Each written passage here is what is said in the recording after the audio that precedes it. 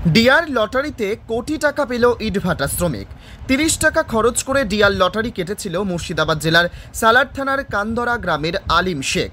শুক্রবার জুম্মা নামাজ পড়ার পর সে জানতে পারে লটারিতে কোটি টাকা লেগেছে। সে একটা কুঁড়ে ঘরে বাস করে। টাকা হাতে পেয়ে একটা বাড়ি করবে আলিম। 2 মেয়ের বিয়ে দিয়েছে, কিন্তু জামাইদের কিছুই দিতে পারেনি। তাই মেয়ে জামাইদের পাশেও দাঁড়াবে বলে জানালেন তিনি। স্বামী তো কোটিপতি হয়ে গেল, তা এই যে টাকা, এই টাকা নিয়ে এখন স্বামীকে কি কি করতে বলবা তুমি? ওই ঘর দূরে কষ্ট পায়, ঘর দূর করবো, তুই বেশি বিদেশি টাকা পয়সা দিতে পারিনি, পাওনা কিছু দিতে পারিনি, পাওনা দেবো, ঘর দুটো করবো, ঋণ ধার কাটা মারবো। মানে বিটির বিয়ে দিয়ে ধার আছে? হ্যাঁ, ধার খালি একটি কাপড় পরে খালি 2 মেয়ের বিয়ে দিয়েছে, আর কিছু দিতে পারিনি। সেই ঋণ ধার না মারবো, ঘর দূর করবো, টাকা পয়সা ঋণ ধার আছে সেগুলো দেবো, শাশুড়ি আছে শাশুড়িকে খুব ঘর করে দেবো। যখন টাকাটা পড়লো তখন এসে আলিম কি বললো? ও জানেই না টাকা পড়েছে, এসে সব দৈত্যতে গাবা দিল, বললো বলছে আমি বিশ্বাসই করিনি টাকা পড়েছে। তা বলছে না পড়েছে, যা ওদের ডেকে গেল, ওখানে গেল। নাম কি তোমার? নূর হাবিব। কি আজকে কোটি টাকা বললো? হ্যাঁ হ্যাঁ, কবে থেকে লটারি কাটছো? লটারি কাটছি আমি, মাঝে সোজা কাটি, কোনো সময় কাটি কোনো সময় কাটি না। যখন পয়সা থাকে তখন কাটি, নাইলে কাটি না। আমার কাছে সোজা কথা। এবার এইটা গরিব মানুষ আমার হয়েছে, আজকে হয়েছে আমার। এটা 2 মেয়ে আছে, তাদেরকে নিয়ে এই মা গরিবের ঘরে সেই মেয়ে ছেলে, এইটাকে নিয়ে আমি সন্তুষ্ট হয়েছিলাম এতদিন।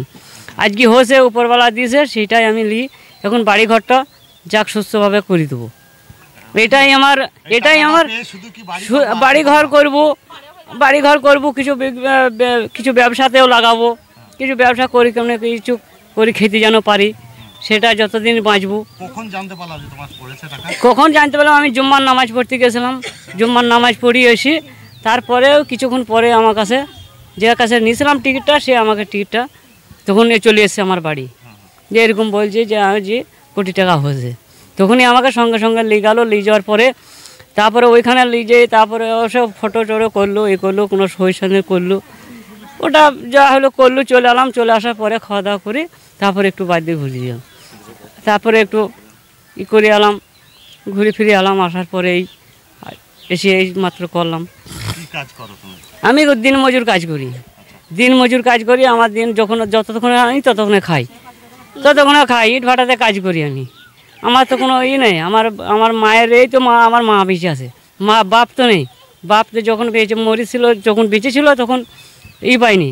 আজকে মা আছে, মাকে সঙ্গে থাকে, ছোটো ভাই বোনরাও। আমার নাম আলিম শেখ।